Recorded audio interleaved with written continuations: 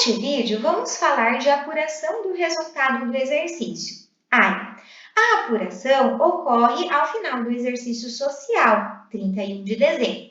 O saldo apurado, o resultado positivo ou negativo, é transferido para o balanço patrimonial, para as contas de reservas ou prejuízos acumulados. Para isso, nós temos que percorrer alguns passos.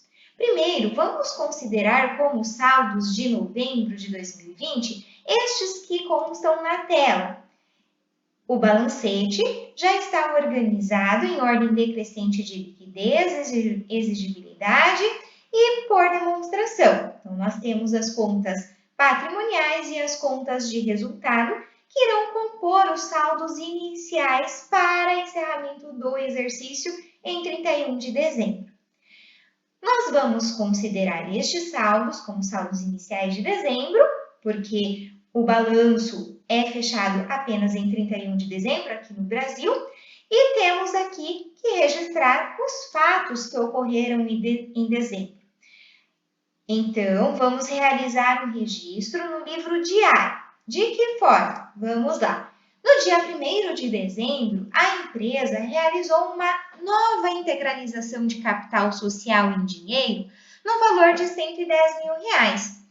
E aí, nós temos que lembrar do conceito do método das partidas dobradas, onde nós vamos ter para todo débito um crédito de igual valor, ou a soma dos débitos tem que ser igual à soma dos créditos. É importante lembrarmos a natureza das contas também. E aí nós temos a informação aqui. O ativo possui natureza devedora, o passivo natureza credora, patrimônio líquido natureza credora, despesas natureza devedora e receitas natureza credora. Não estamos falando das contas redutoras, apenas das contas principais das demonstrações. E aí, o que é importante lembrarmos, né? Se o ativo possui natureza devedora, logo o ativo aumenta com débito. E, quando houver uma redução do ativo, nós teremos um crédito. O passivo, por ter natureza credora, aumenta com crédito e diminui com débito. Patrimônio líquido aumenta com crédito, diminui com débito. Isso porque a natureza das contas do patrimônio líquido possuem natureza credora. Temos as contas de despesas, que possuem natureza devedora, logo aumentam com débito. As contas de receitas possuem natureza credora, logo aumentam com crédito. Assim, nós vamos aplicar aqui estes conceitos nos fatos realizados pela empresa aqui em questão. A integralização gera um aumento do capital social, um aumento do patrimônio líquido. Assim, nós vamos ter que creditar capital social no valor de R$110 mil, porque temos aqui a informação de que patrimônio líquido possui natureza credora. E é importante nós sabermos por que do débito e por que do crédito. O passivo mais o patrimônio líquido possuem natureza credora porque a empresa, a entidade, está obtendo um crédito junto a terceiros ou por meio de capital próprio. E estes recursos são aplicados no ativo da empresa em bens e direitos que devem para ela algum benefício econômico futuro. Por isso, as contas do ativo possuem natureza devedora. Esta é a lógica. E aí, por que então receitas natureza credora? Porque se nós temos um aumento do PL, do capital da empresa, da riqueza da empresa, nós temos que creditar, porque o patrimônio líquido possui natureza credora. Ao contrário, ocorre com as despesas. Se nós diminuímos a riqueza, diminuímos o patrimônio líquido, nós precisamos debitar. Por isso, as despesas possuem natureza devedora. Esta é a lógica, o porquê do débito e do crédito. Mas é importante a gente ter bem fixado a questão da natureza das contas, como nós temos aí evidenciado. Muito bem, aumentamos então o capital social lá no patrimônio líquido e aumentamos também o caixa da empresa. Se nós aumentamos o caixa é uma conta do ativo e ativo possui natureza devedora. Para aumentarmos ativo, nós temos que debitar. E aí nós temos os R$110 mil no ativo também, um débito e um crédito de igual valor. Devo sempre evidenciar as contas a débito para depois as contas a crédito. Isso porque Luca Pacioli determinou que deveria ser desta forma. Primeiro as contas debitadas para depois as contas creditadas. Na segunda operação, nós temos venda de mercadorias no valor de R$ 30.000 à vista, com recebimento em cheque, e R$ 10.000 a prazo. E também temos a informação do CMV. Então, vou separar essa operação em duas. Primeira, da venda. A venda gera receita para a empresa, gera recurso, aumenta a riqueza patrimonial da empresa. Por isso, eu preciso escriturar este fato como uma receita lá na demonstração do resultado do exercício. E qual que é a contrapartida? Estou tendo um aumento da conta banco pelo recebimento em cheque e também temos aí 10.000 a prazo, aumentando o valor que a empresa tem a receber, o direito da empresa.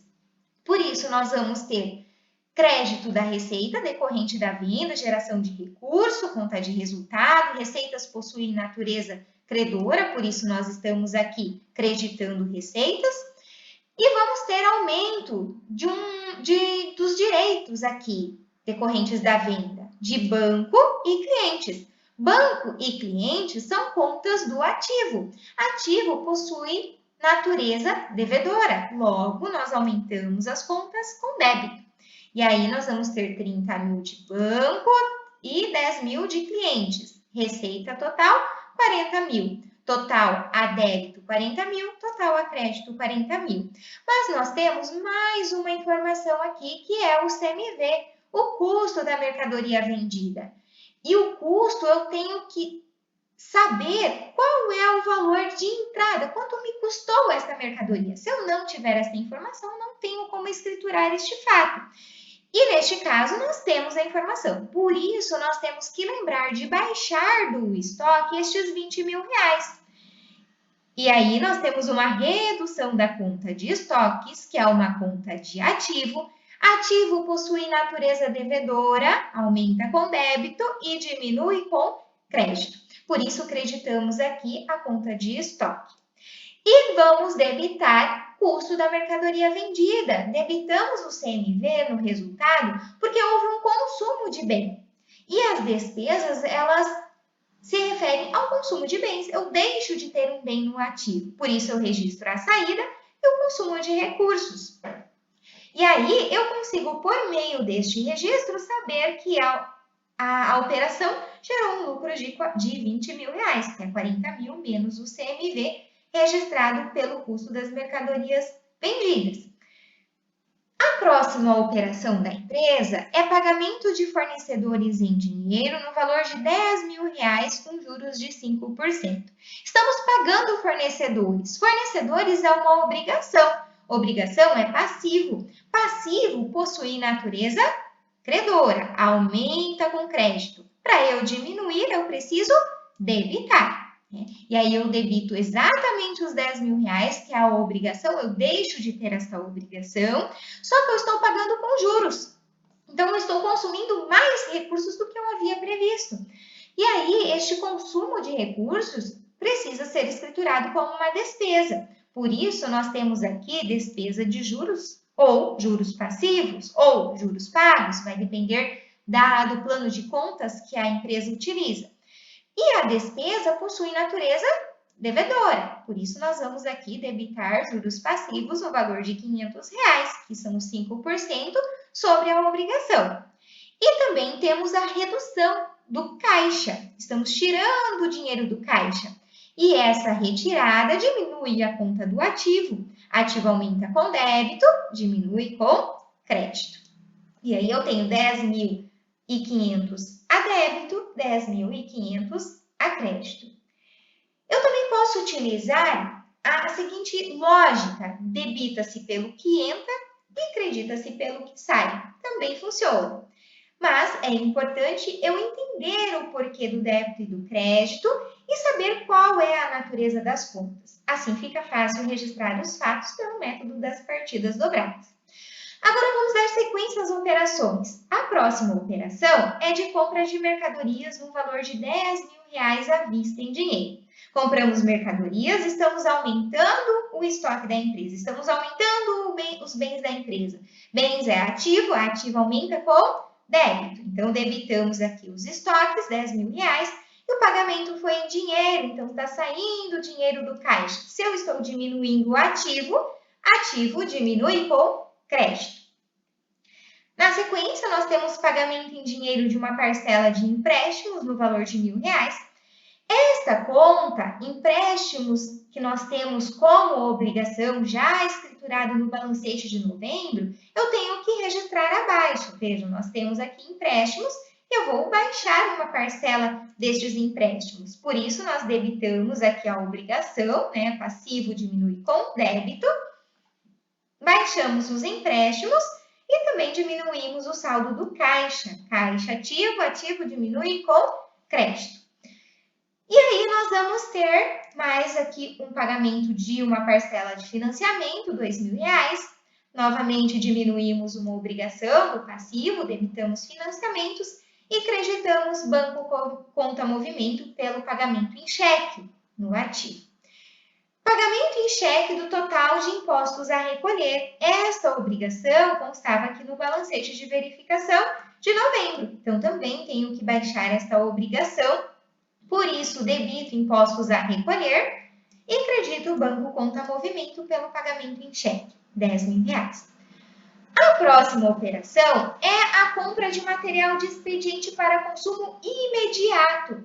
O consumo imediato gera despesa para a empresa, ou seja, não vai haver bens no ativo. A empresa comprou e consumiu. Por isso, esse consumo gera despesa, conta de resultado. Por isso, debitamos aqui despesa com material de expediente, conta de resultado, despesa. E creditamos banco pelo pagamento em cheque. Compras de mercadorias no valor de R$ 10.000 à vista, em dinheiro, e R$ 30.000 a prazo. Então, o total da compra, 40.000. Estou aumentando o valor do estoque, debito, porque as contas do ativo possuem natureza devedora. Vou creditar a saída do caixa, R$ 10.000. E tenho o registro da obrigação. Estou aumentando o passivo em R$ 30.000. O passivo aumenta com crédito. Total a débito, 40.000. Total a crédito, 40.000. E a última operação é recebimento de clientes no valor de R$ 7.000 em dinheiro com juros de 2%. Estou recebendo um valor, eu tenho que baixar o direito. Acreditamos aqui os clientes, R$ 7.000, porque estamos baixando o ativo. Debitamos o caixa, porque estamos recebendo, aumentando o dinheiro em caixa, e aí o valor é de 7.140, por quê? 2% é de juros, a empresa está recebendo mais do que havia previsto. E estes juros para ela é um ganho, é uma receita. Estamos aumentando a conta de receitas aqui, que possui natureza credora. Total a débito e total a crédito de igual valor. Vejam, em todos os lançamentos registramos primeiro as contas devedoras para depois as contas credoras, tá? Com exceção da operação 2, porque nós temos aqui 2 fatos descritos em uma única operação. Perfeito. Este é um dos passos para a apuração do resultado do exercício. Então, nós tínhamos o balancete de novembro, os saldos de novembro, apuramos aqui, registramos os fatos de dezembro, e temos que apurar os saldos das contas. Vamos considerar nos razonetes os saldos iniciais, que são aqueles saldos que estavam no balancete de novembro, para então fecharmos o balancete de dezembro. O que eu tenho que fazer aqui? No que consiste os razonetes? Os razonetes são uma parte do livro Razão. Para isso, nós vamos transferir os saldos das contas para os razonetes. Nós temos os saldos iniciais aqui do balancete de novembro e temos os fatos escriturados de dezembro. Simplesmente, o que nós fizemos? Nós temos aqui a operação 1, debito caixa, por isso eu vou ter aqui um aumento débito da conta caixa. A estrutura é a mesma do balanço patrimonial, do lado esquerdo eu tenho as contas a débito, do lado direito as contas a crédito, a movimentação a crédito, né? Porque os razonetes ocorrem de forma sistemática, onde nós vamos ter um razonete para cada conta contábil, contas patrimoniais e de resultado. Depois que eu faço essas transferências, então eu faço a identificação, né, de todos os fatos aqui escriturados. E aí eu faço a apuração a débito e a apuração a crédito. E faço a apuração do saldo final. Este saldo final irá compor o balancete do mês de dezembro. Então, nós temos aqui todos os fatos escriturados, já prontinho, né?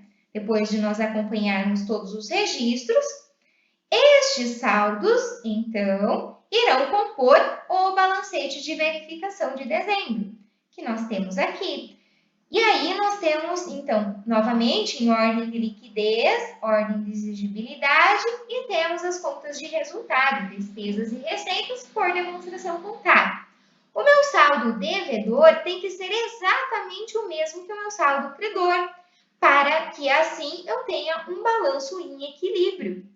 O balancete ele pode ser estruturado com mais colunas, vai depender do interesse da empresa. Quanto mais colunas, mais informações. Mas quais outras informações eu posso ter no balancete? Eu posso ter os saldos de exercícios anteriores. Tá? Posso ter a movimentação a débito e a crédito depois do saldo final. Então, isso fica a critério do usuário da informação. E aí, nós temos a apuração do resultado do exercício, a área. A área consiste no zeramento das contas de resultado para a transferência do resultado para o balanço patrimonial. Por isso, trouxe aqui as contas de resultado. Todas elas possuem aqui os saldos de despesas, saldo devedor, e as contas de receita, saldo credor. Como que nós efetuamos o zeramento? Bom, se eu tenho CMV com saldo devedor, para eu zerar e transferir para o balanço, eu preciso creditar. Então, eu credito o CMV, como nós temos aqui, creditamos CMV e debitamos a área. Abrimos um novo razonete. E aí, nós vamos ter uma nova numeração, fato número 11. Beleza, então, fato número 11 zerou o CMV, não tenho mais saldo de CMV, foi para a apuração do resultado do exercício. E assim, nós zeramos esta primeira conta. Faço isso com todas as demais contas. Todas as contas de despesas, eu vou debitar área e vou creditar as contas de despesa.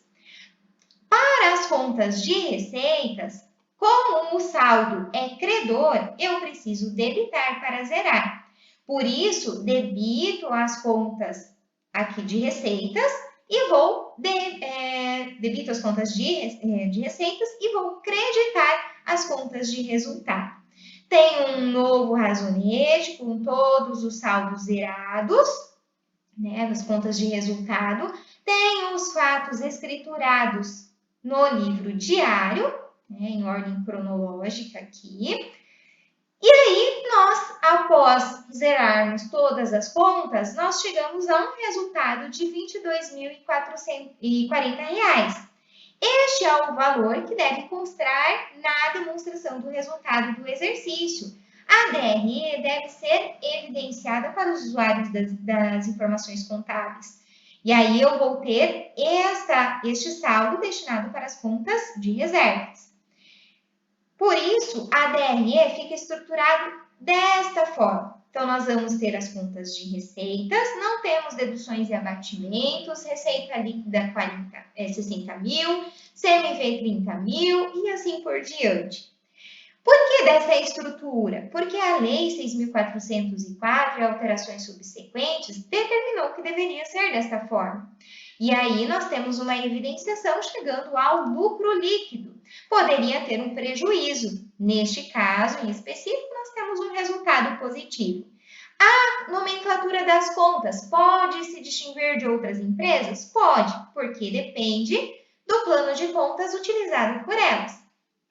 E aí, após a demonstração do resultado do exercício, destaco aqui os 22.040, porque é o valor que vai constar nas reservas. E aí, eu vou ter um balanço patrimonial em equilíbrio, fechando. O lado esquerdo é igual ao lado direito, não tenho nenhuma diferença. Impostos a recolher está destacado porque as contas que não possuem saldo, elas não devem ser evidenciadas no balanço patrimonial. Aqui está apenas para título de informação.